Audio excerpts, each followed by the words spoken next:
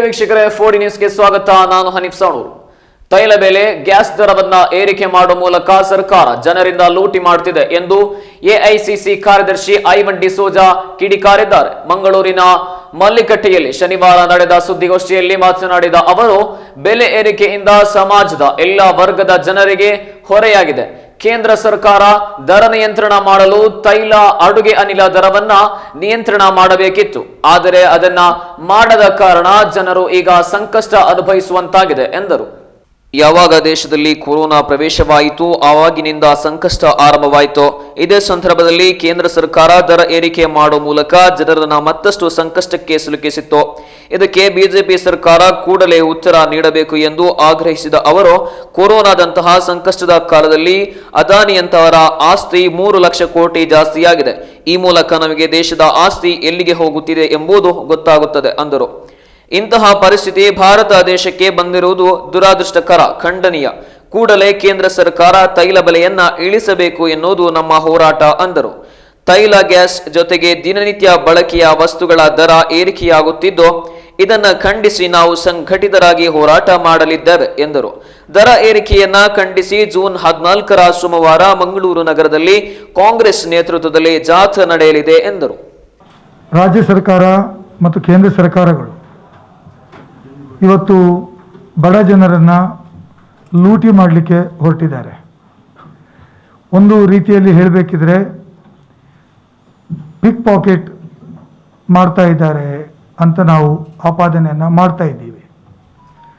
100 ರೂಪಾಯಿಗೆ ತಲುಪಿದ್ದು ದೇಶದ ಚರಿತ್ರೆಯಲ್ಲಿ ಪ್ರಥಮ. ಈ ಹಿಂದೆ ಯಾವುದೇ ಸರ್ಕಾರಗಳು ಅಂತಾರಾಷ್ಟ್ರೀಯ ಮಾರುಕಟ್ಟೆಯಲ್ಲಿ ತೈಲ ಬೆಲೆಗಳ ದರ ಜಾಸ್ತಿ ಆದಾಗ ಕೂಡ ಕೇಂದ್ರ ಸರ್ಕಾರ ಸಬ್ಸಿಡಿಯನ್ನು ಕೊಟ್ಟು ಬೆಲೆಯನ್ನು ನಿಯಂತ್ರಣ ಮಾಡುವ ಜವಾಬ್ದಾರಿ ಮಾಡ್ತಾ ಇತ್ತು. $140 ಪರ್ ಬ್ಯಾರೆಲ್ ಇದ್ದಾಗ ಕೂಡ ಪೆಟ್ರೋಲ್ ಡೀಸೆಲ್ ದರವನ್ನು 70 ರೂಪಾಯಿಗಿಂತೂ ಮೀರಲಿಕ್ಕೆ ಬಿಡ್ತಿರಲಿಲ್ಲ. ಯಾಕೆ? ಸಾಮಾನ್ಯ ಜನರಿಗೆ ಅದು ಹೊರೆ ಆಗ್ತದೆ ಅಂತೇಳುವ ಕಾರಣಕ್ಕಾಗಿ. ಪೆಟ್ರೋಲ್ ಡೀಸೆಲ್ ದರದಿಂದ ಇದು ಶ್ರೀಮಂತರಿಗೆ ಅಲ್ಲ, ಸಮಾಜದ ಎಲ್ಲ ವರ್ಗಗಳ ಜನರಿಗೆ ಇದು ಹೊರೆ ಆಗ್ತದೆ. ಎಲ್ಲ ರೀತಿಯ ದರಗಳು ಜಾಸ್ತಿ ಆಗ್ತವೆ, ಎಲ್ಲ ಅವಶ್ಯ ವಸ್ತುಗಳ ಬೆಲೆ ಜಾಸ್ತಿ ಆಗ್ತದೆ.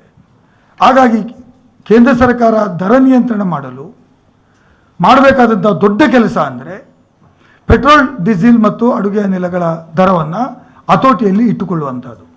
ಇದು ಈ ಭಾರತ ದೇಶದ ಇಕಾನಮಿಯನ್ನು ವೃದ್ಧಿಸಲಿಕ್ಕೆ ಸಾಧ್ಯ ಆಗ್ತಿತ್ತು.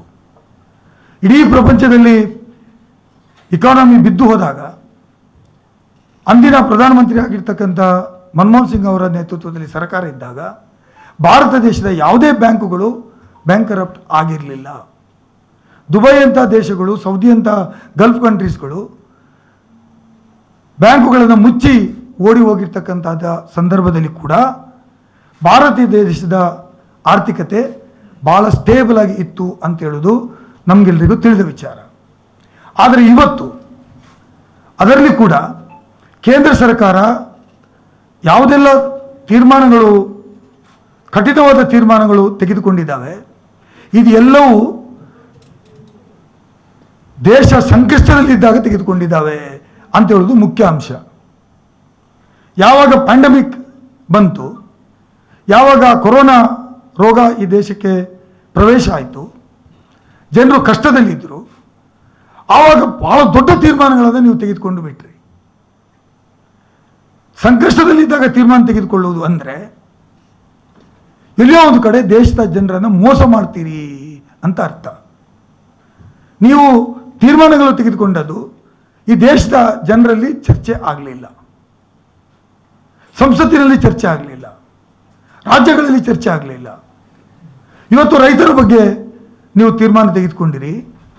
ರೈತರ ಭೂಮಿಯನ್ನು ಯಾರು ಬೇಕಾದರೆ ತೆಗೆದುಕೊಳ್ಬಹುದು. ಈ ತೀರ್ಮಾನ ನೀವು ಪ್ಯಾಂಡಮಿಕ್ ಇದ್ದಂಥ ಸಂದರ್ಭದಲ್ಲಿ ತಗೊಂಡ್ರಿ. NPA ಯಾರು ಸಾಲಗಳು ತೆಗೆದುಕೊಂಡು ಓಡಿ ಹೋಗಿದ್ದಾರೆ ಆ ಸಾಲವನ್ನು ರೈಟ್ ಅಪ್ ಮಾಡುವಂಥ ತೀರ್ಮಾನ ತೆಗೆದುಕೊಂಡ್ರಿ, ಅದು ಪ್ಯಾಂಡಮಿಕಲ್ಲಿ ತಗೊಂಡ್ರಿ. ಯಾವಾಗ ಈ ಪೆಟ್ರೋಲ್ ಡೀಸೆಲ್ ದರ ಜಾಸ್ತಿ ಮಾಡಬೇಕು, ಈ ಪ್ಯಾಂಡಮಿಕ್ ಇರುವಂಥ ಸಂದರ್ಭದಲ್ಲಿ ತೆಗೆದುಕೊಂಡ್ರಿ. ವಿದ್ಯುತ್ ದರ ಜಾಸ್ತಿ ಮಾಡಬೇಕು. ಯಾವಾಗ ಸಂಕಷ್ಟದಲ್ಲಿದ್ದಾರೆ ಜನ ಆವಾಗ ತೆಗೆದುಕೊಂಡಿದ್ದೀರಿ. ಈ ದೇಶದ 130 ಕೋಟಿ ಜನ ಕೇಳ್ತಾ ಇದ್ದಾರೆ. ಈ ಸಂಕಷ್ಟ ಕಾಲದಲ್ಲಿ ನೀವು ಇಂಥ ಕಠಿಣ ಕ್ರಮ ತೆಗೆದುಕೊಂಡು ಸಂಕಷ್ಟದಲ್ಲಿರುವ ಜನರ ಮೇಲೆ ಅಧಿಕ ಹೊರೆಯನ್ನು ಹಾಕುವಂಥದ್ದಕ್ಕೆ ಕಾರಣ ಏನು? The BJP must answer these questions. ಈ ಪ್ರಶ್ನೆಗಳಿಗೆ ಬಿಜೆಪಿ ಉತ್ತರ ಕೊಡಬೇಕು. ಅದನ್ನು ಕೊಡಲಿಕ್ಕೆ ಇವತ್ತು ಎಲ್ಲಿಯೋ ಕಡೆ ಹಿಂಜರಿತಾ ಇದ್ದಾರೆ ಅಂತ ಹೇಳೋದು ನಿಮ್ಮ ಮೂಲಕ ಹೇಳಲಿಕ್ಕೆ ಬಯಸ್ತಾ ಇದ್ದೇನೆ. ಇವತ್ತು ದೇಶದ ಸಂಪತ್ತು ಬರೇ 2 ಜನರಲ್ಲಿ ಹಂಚಿ ಹೋಗಿದೆ. We two and we are for two. Modi ಮತ್ತು ಅಮಿತ್ ಶಾ ಅವರು ಇನ್ನಿಬ್ಬರಿಗೆ, ಅದ್ನಾನಿ ಮತ್ತು ಅಂಬಾನಿಗೆ, ಅವರಿಬ್ಬರಿಗೆ. ಉದಾಹರಣೆಗೆ ಹೇಳಬೇಕಾದ್ರೆ ನಾನು ನಿನ್ನೆ ಮೊನ್ನೆ ಪತ್ರಿಕೆಯಲ್ಲಿ ನೋಡ್ತಾ ಇದ್ದೆ, ನಮ್ಮ ಅದಾನಿಯವರ ಆಸ್ತಿಯಲ್ಲಿ ಈ ಪ್ಯಾಂಡಮಿಕ್ ಸಂದರ್ಭದಲ್ಲಿ 3 ಲಕ್ಷ ಕೋಟಿ ಹೆಚ್ಚಳ ಆಗಿದೆ ಅಂತ ಎಕನಾಮಿಕ್ಸ್ ಟೈಮ್ಸ್ ಪತ್ರಿಕೆ ವರದಿ ಮಾಡಿದೆ. ಪ್ಯಾಂಡಮಿಕ್ ಟೈಮಲ್ಲಿ ಎಲ್ಲರೂ ಇದ್ದದನ್ನು ಕಳ್ಕೊಂಡದ್ದು, ಲಾಸ್ ಆಗಿದ್ದು, ಬಿಸ್ನೆಸ್ ಲಾಸ್ ಆಗಿದ್ದು. ಆದರೆ ಅದಾನಿಯವರ ಸಂಪತ್ತು 3 ಲಕ್ಷ ಕೋಟಿ ಹೆಚ್ಚಳ ಆಗಿದೆ. This is the best example where Indian wealth is going. ಎಲ್ಲಿ ಭಾರತ ದೇಶ ಸಂಪತ್ತು ಹೋಗ್ತಾ ಇದೆ ಅಂತ ಹೇಳೋದಕ್ಕೆ ಇದಕ್ಕಿಂತ ದೊಡ್ಡ ಎಕ್ಸಾಂಪಲ್ ಬೇಕಾಗಿಲ್ಲ.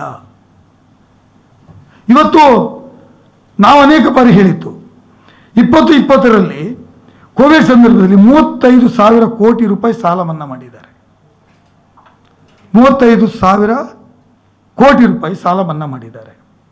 15,000 ಕೋಟಿ ರೂಪಾಯಿಯ ವಿಸ್ತಾ ಸಂಸತ್ತು ಮತ್ತು ಮೋದಿಗೆ ಮನೆ ನಿರ್ಮಾಣ ಮಾಡಲಿಕ್ಕೆ ತೀರ್ಮಾನ ತೆಗೆದುಕೊಂಡಿದ್ದಾರೆ.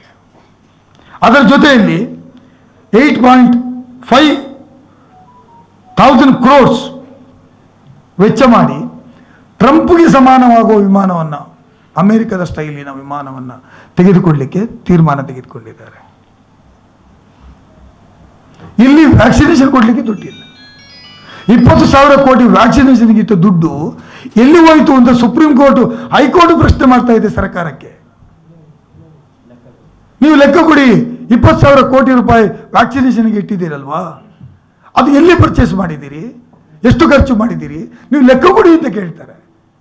ಜನ ಕೇಳೋದು ಬಿಟ್ಟು ಜನರ ಮಾತಿಗೆ ಬೆಲೆ ಇಲ್ಲ ಅಂದಾಗ ಸುಪ್ರೀಂ ಕೋರ್ಟ್, ಹೈಕೋರ್ಟ್ ಮಧ್ಯಪ್ರವೇಶ ಮಾಡ್ತವೆ ಮತ್ತು ಅವರು ಲೆಕ್ಕ ಕೇಳ್ತವೆ. ಇಂಥ ಪರಿಸ್ಥಿತಿ ಭಾರತ ದೇಶಕ್ಕೆ ಬಂದಿರುವುದು ಅತ್ಯಂತ ದುರಷ್ಟಕರ ಮತ್ತು ಖಂಡನೀಯ. ಜನರ ಸಮಸ್ಯೆಗಳಿಗೆ ಕೇರೇ ಇಲ್ಲ.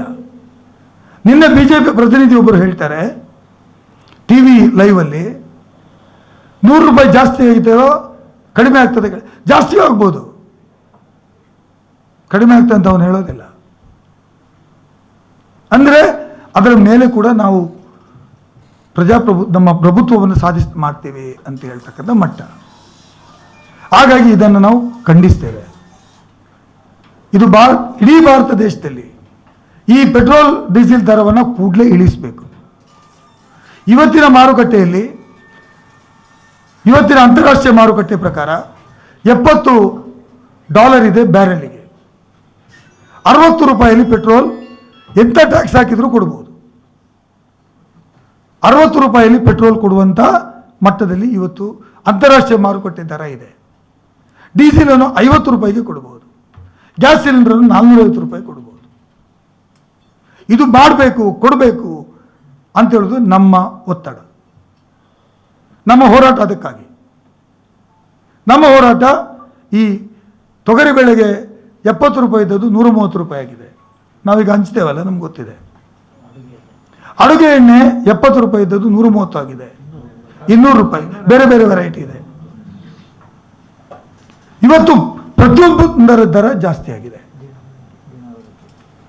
ಯಾವುದು? ದಿನಬಳಕೆ ವಸ್ತುಗಳ ಬೆಲೆ ಜಾಸ್ತಿ ಆಗಿದೆ. ಇದು ನೀವು ಈ ರೀತಿ ಮಾಡುವುದರಿಂದ ತೊಂದರೆ ಆಗ್ತದೆ. ಅದಕ್ಕೋಸ್ಕರ as A responsible opposition nation ಒಳಗಡೆ, ದೇಶದ ಒಳಗಡೆ, ದೇಶದ ಉದ್ದಗಲಕ್ಕೂ ಪ್ರತಿಭಟನೆ ಪ್ರಾರಂಭ ಮಾಡಿದ್ದೇವೆ.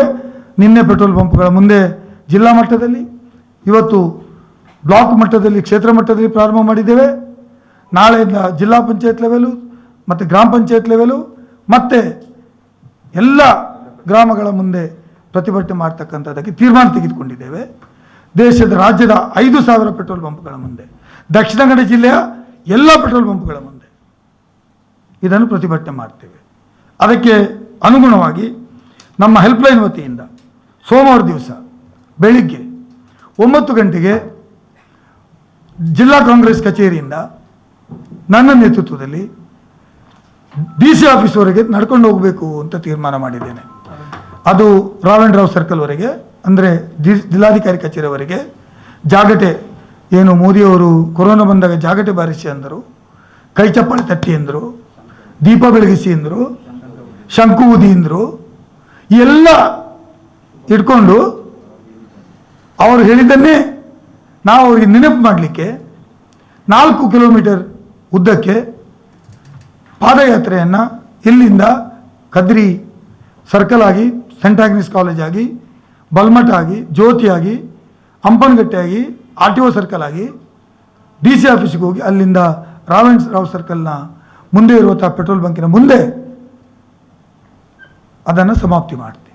ಅಂತರವನ್ನು ಕಾಪಾಡಿ 15ರಿಂದ 20 ಮಂದಿ ಮ್ಯಾಕ್ಸಿಮಮ್, 50 ಮಂದಿವರೆಗೆ ಪರ್ಮಿಷನ್ ಇದೆ, ಮದುವೆಗೆ 40 ಮಂದಿ ಇದೆ. ಅದನ್ನು ಕಾಪಾಡಿಕೊಂಡು ಕೊರೋನಾ ಹೆಲ್ಪ್ಲೈನ್ ಮುಖಾಂತರ ಎಲ್ಲ ನಮ್ಮ ನಿಯಮಗಳು, ಸ್ಯಾನಿಟೈಸರು, ಮಾಸ್ಕ್ ಎಲ್ಲ ಹಾಕಿ ಅದು 9ರಿಂದ 10, 10 o'clockಗೆ ನಾವು 9:45ಗೆ ಅಲ್ಲಿ ಮುಟ್ತೇವೆ, 10 o'clock ಸಮಾಪ್ತಿ ಮಾಡ್ತೇವೆ. ಇದು ಒಂದು ಕಾರ್ಯಕ್ರಮ ನಿಮ್ಮ ಮೂಲಕ ಜನರಿಗೆ ತಿಳಿಸಲಿಕ್ಕೆ ಬಯಸ್ತೇನೆ.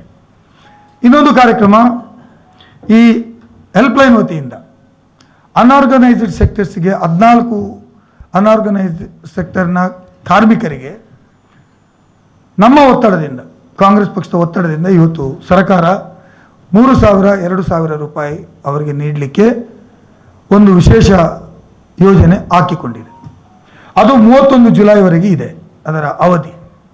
ಅದನ್ನು ನಾವು ನೋಂದಣಿ ಮಾಡುವಂಥ ಕಾರ್ಯಕ್ರಮ ಮಂಗಳವಾರದಿಂದ ಪ್ರಾರಂಭ ಮಾಡ್ತೀವಿ. ಬಂದರ್ನಲ್ಲಿರುವಂಥ ಎಲ್ಲ ತಲೆಹೊರೆ ಕಾರ್ಮಿಕರು, ಹೆಡ್ಲೋಡ್ ವರ್ಕರ್ಸು, ಗಾರ್ಬಲ್ ವರ್ಕರ್ಸಿಗೆ ಅದು ತೆಗೆದುಕೊಳ್ಳುವಂಥ ಅವರಿಗೆ ಎಂಟೈಟಲ್ ಇದ್ದಾರೆ.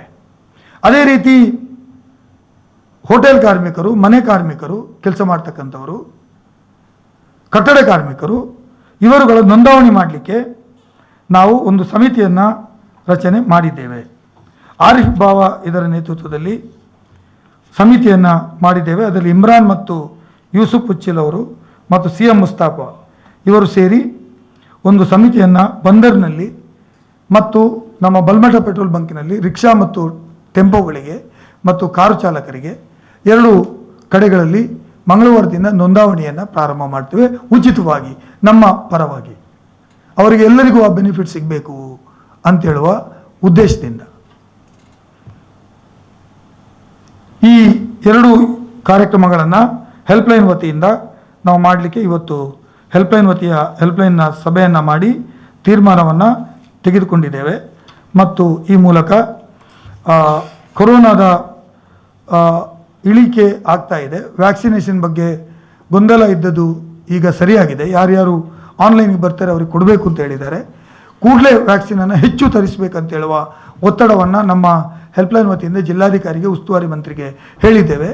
ಖಾಸಗಿಯವರು ಹೋಗುವುದನ್ನು ತಡೆಯಬೇಕು ಮತ್ತು ನೇರವಾಗಿ ಸರ್ಕಾರನೇ ಎಲ್ಲರಿಗೂ ವ್ಯಾಕ್ಸಿನ್ ಉಚಿತ ಕೊಡ್ತೇವೆ ಅಂತ ಏನು ಸರ್ಕಾರ ತೀರ್ಮಾನ ತೆಗೆದುಕೊಂಡಿದೆ ಅದನ್ನು ಶೀಘ್ರವಾಗಿ ಕೊಡುವಂಥ ರೀತಿಯಲ್ಲಿ ಆಗಬೇಕು ಅಂತ ಹೇಳುವಂಥದ್ದು ನಮ್ಮ ಒತ್ತಡ ಇದೆ. 4 ದಿಕ್ಕುಗಳ ಸುದ್ದಿಗಳು, ಸತ್ಯ ಶೋಧನೆಯ ವರದಿಗಳಿಗಾಗಿ ನೋಡ್ತಾ ಇರಿ 4D ನ್ಯೂಸ್. ಈ ಚಾನೆಲ್ ಸಬ್ಸ್ಕ್ರೈಬ್ ಮಾಡಿದ್ದಲ್ಲಿ ಸಬ್ಸ್ಕ್ರೈಬ್ ಮಾಡಿ, ಲೈಕ್ ಮಾಡಿ ಹಾಗೂ ಶೇರ್ ಮಾಡಿ.